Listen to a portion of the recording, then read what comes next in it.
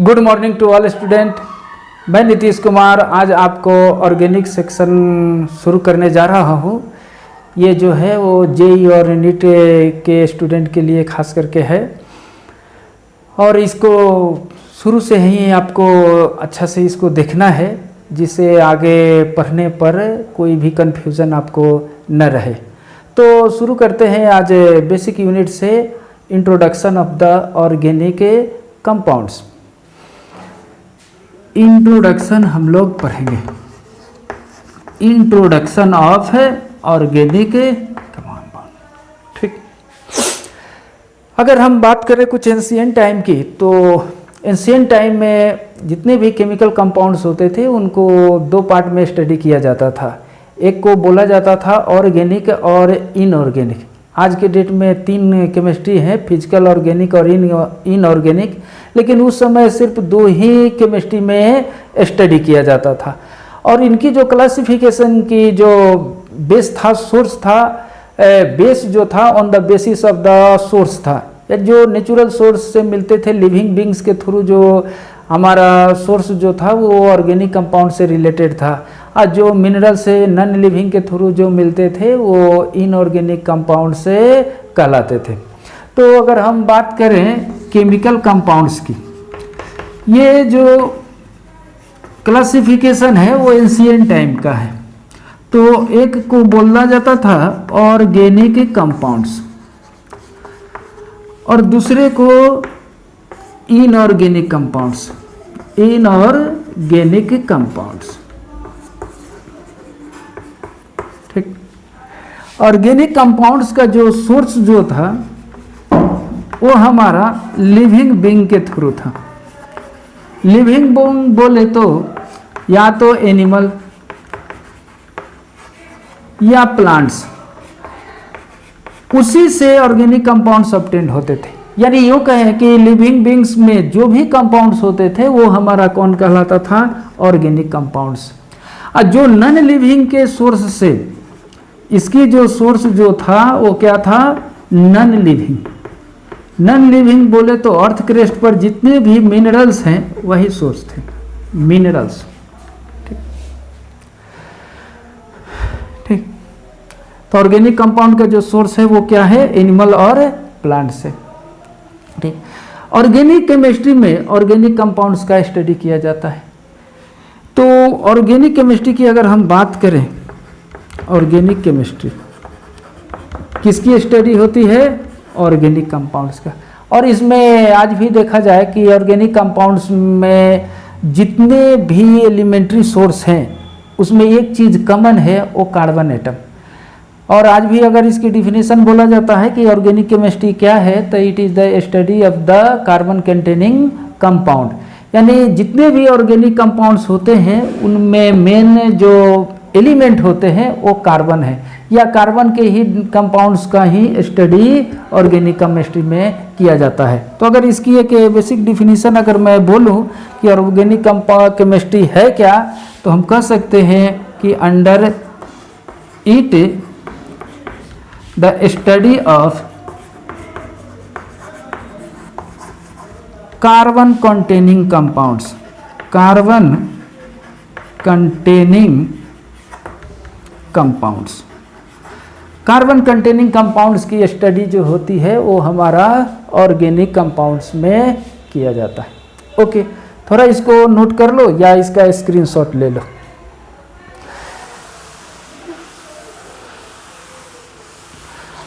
अगर मैं बात कहूँ कि आज के डेट में लगभग 5 मिलियन ऑर्गेनिक कंपाउंड्स के बारे में हम लोग जानते हैं।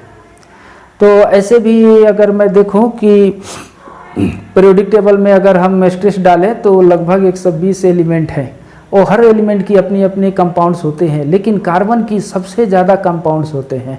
लेकिन कार्बन का ही क्यों, औरों के क्यों ज़्यादा नहीं? तो इसमें एक खास यूनिक प्रॉपर्टीज होती है, केटेनेशन। वो केटेनेशन के कॉरस्पॉन्डिंग इसकी सबसे ज़्यादा कंपाउंड से बनते हैं। तो इसकी बात कुछ करते हैं कि अप्रोक्सीमेटली 5 मिलियन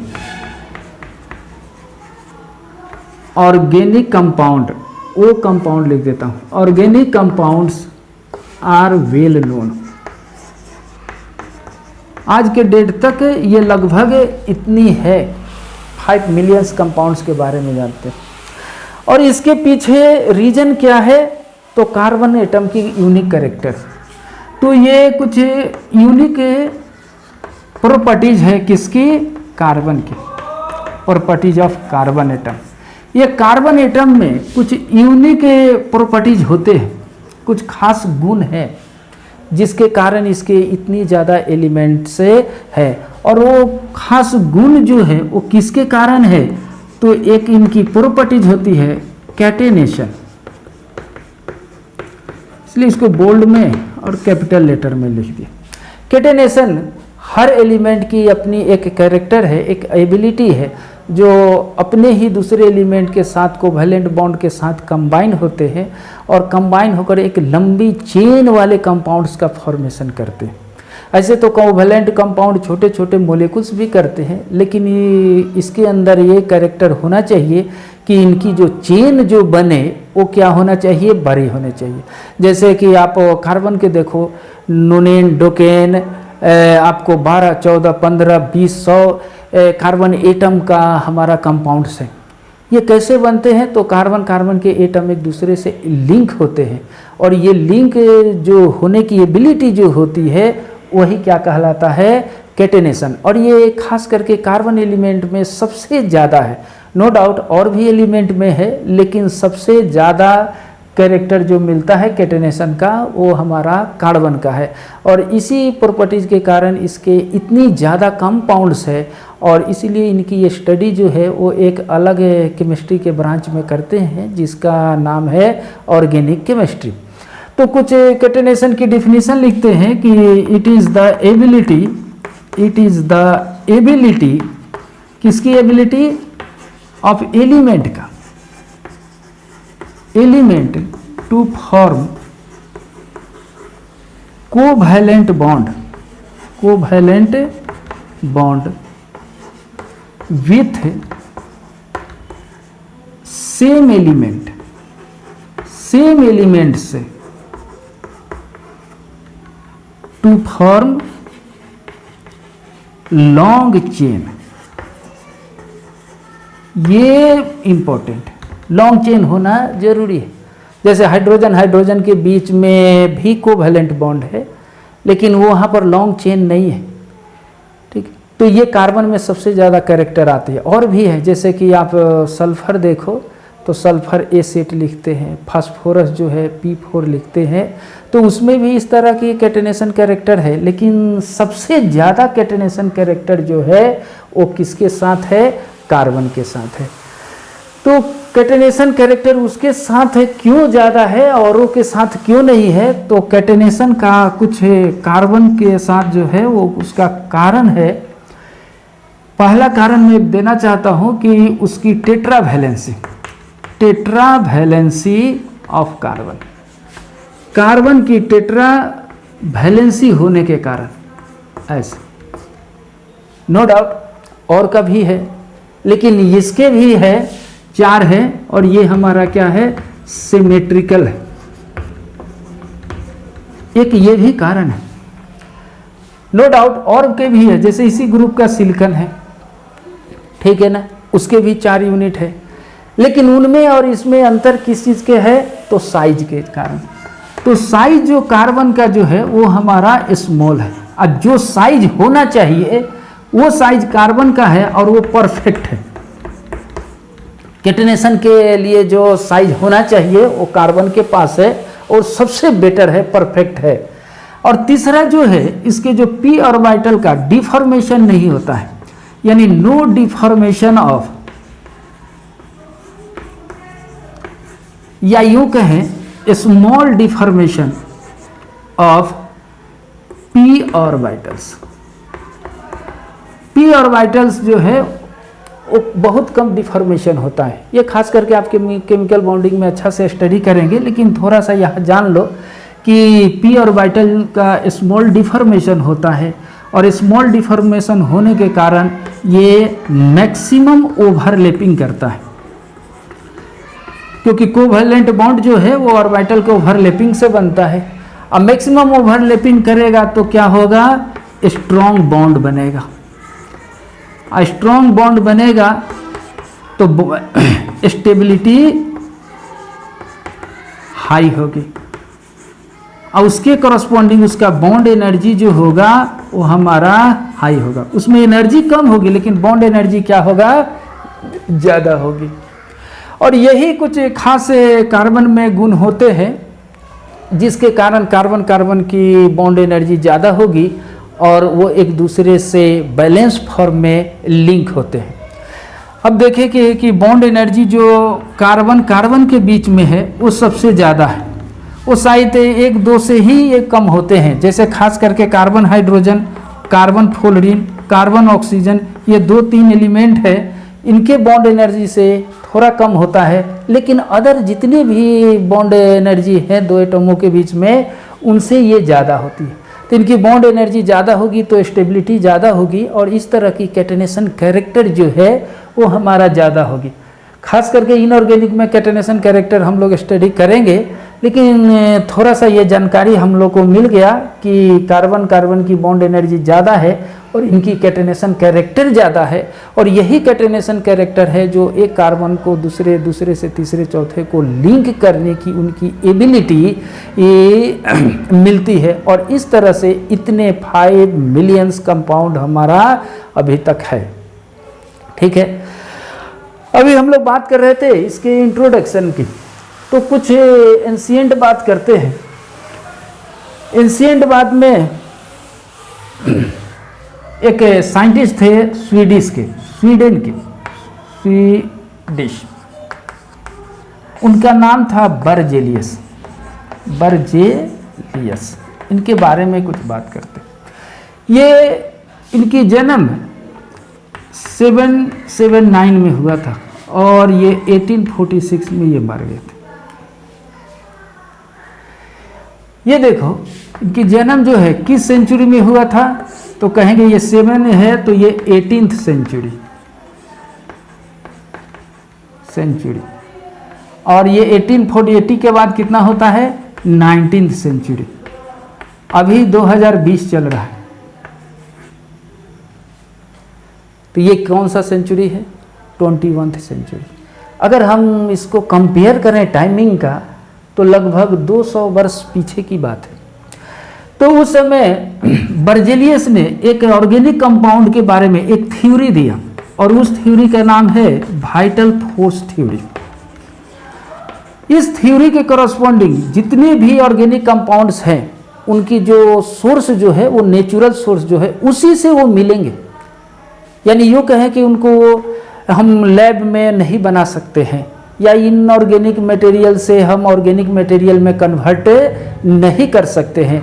ये जो भी ऑर्गेनिक कंपाउंड्स बनेंगे वो हमारा लिविंग बीइंग से ही या प्लांट से ही बनेगा, नेचुरल सोर्स से ही बनेगा। अदरवाइज हम उसको आर्टिफिशियली या इनऑर्गेनिक कंपाउंड से नहीं बनाएंगे। और वही जो रूल था वो क्या कहलाता था वाइटल फोर्स थ्योरी। यानी इस थ्योरी के करस्पॉन्डिंग हम कह सकते हैं कि ऑर्गेनिक कंपाउंड को कभी भी लैब में नहीं बनाया जा सकता है। यानी यही कह सकते हैं कि organic compounds never be synthesized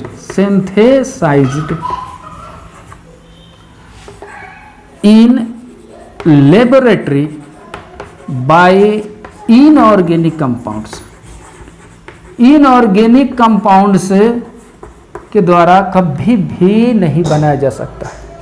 ये थ्योरी क्या कहलाता है वाइटल फोर्स थ्योरी कहलाता है। बर्जेलियस जो थे वो उस समय एक बहुत अच्छे साइंटिस्ट थे, इनके बहुत से ज़्यादा फॉलोअर्स थे और इसी कारण क्या हुआ कि जितने भी इनके फॉलोअर्स थे अब इन पर सोचना बंद कर दी। यानी इनको लैब में ये ऑर्गेनिक कंपाउंड्स का फॉर्मेशन पर ये सोचना ही छोड़ दिए, क्योंकि बर्जेलियस जब बोल दिए थे कि नहीं बनेगा तो किसी भी साइंटिस्ट का उधर दिमाग ही नहीं जाता था कि बनाया जा सकता है।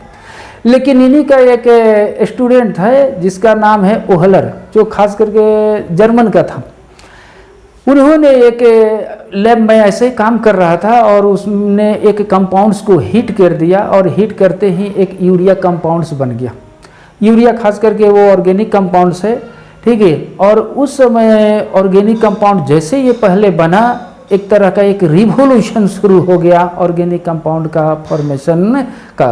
तो पहला ऑर्गेनिक कंपाउंड जो था वो किसने बनाया? एक जर्मन साइंटिस्ट जिसका नाम है फ्रेडरिक ओहलर।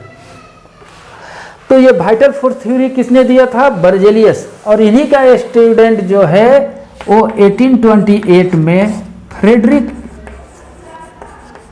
ओहलर।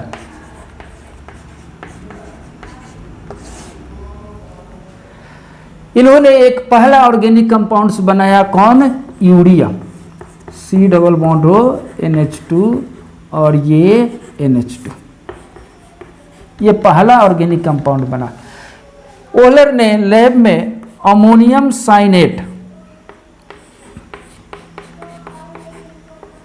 अमोनियम प्लस साइनेट, ये अमोनियम साइनेट कंपाउंड्स को हीट किया और ये रीअरेंज होकर ये ऑर्गेनिक कंपाउंड यूरिया बन गया।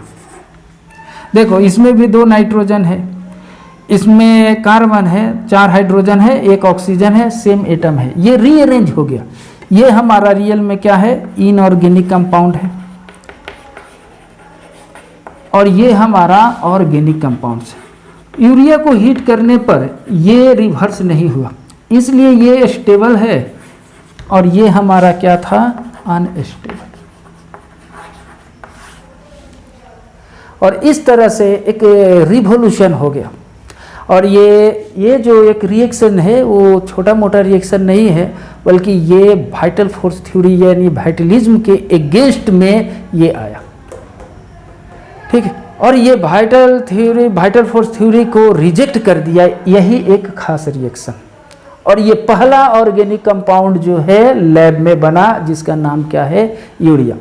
रियल में ये अमोनियम साइनेट जो है वो लैब का कोई पार्टिकुलर केमिकल्स नहीं होता है, ये बल्कि ये लैब में जो है सिल्वर साइनेट होते हैं, ये एलिमेंट, इसका नाम है सिल्वर साइनेट। ये एक्वस फॉर्म है और यही अमोनियम क्लोराइड से रिएक्ट कराए तो ये AgCl सॉलिड बनकर प्रिसिपिटेट हो गया और ये कौन कंपाउंड बन गया? अमोनियम साइनेट, ये एक्वस। और यही अमोनियम साइनेट को हीट करके हमारा कौन सा कंपाउंड बना? तो यूरिया। तो ये हमारा लैब का फर्स्ट कंपाउंड्स बना, ऑर्गेनिक कंपाउंड, जिसका नाम है यूरिया। और हमको यही याद रखना है कि अमोनियम साइनेट को अगर हीट करें तो ये बनेगा, ठीक है। तो इस तरह से एक रिवोल्यूशन शुरू हो गया और या यूँ कहें कि एक होड़ सा लग गया साइंटिस्ट के बीच में, और वो सारे लोग ज़्यादा से ज़्यादा इनऑर्गेनिक से ऑर्गेनिक कंपाउंड बनाना शुरू कर दिए और एक रिवोल्यूशन आ गया ऑर्गेनिक कंपाउंड में। और इस तरह से आज तक लगभग 5 मिलियंस कंपाउंड का फॉर्मेशन हुआ है, ठीक। तो ये शुरुआत किसने किया? तो ओहलर ने। इसीलिए इनको कुछ खास उपाधि दिया गया और इन्हीं को बोला जाता है father of organic chemistry, father of organic chemistry, ठीक। और इसको और भी कुछ उपाधि दिया गया, Lord of carbon ring, carbon ring. तो ये सब हमारा जे नीट में इसका कभी क्वेश्चन आता होता नहीं है, लेकिन आज हम लोग ऑर्गेनिक कंपाउंड्स पढ़ रहे हैं, ऑर्गेनिक केमिस्ट्री का शुरू है, कुछ इंट्रोडक्शन है, तो इसको जान लेना ठीक है। इसके बाद 2-3 और कंपाउंड तुरंत बनने लगा और उसका नाम था एसिटिक एसिड।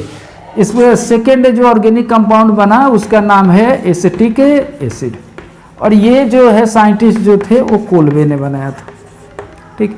उसके बाद तीसरा जो है वो मीथेन है, CH4 मीथेन कंपाउंड बना, ये बर्थेलोट ने बनाया था, बर्थेलोट। और इस तरह से ये हमारा ऑर्गेनिक कंपाउंड का फॉर्मेशन का शुरुआत हो गई और अभी तक 5 मिलियन कंपाउंड्स बने हैं।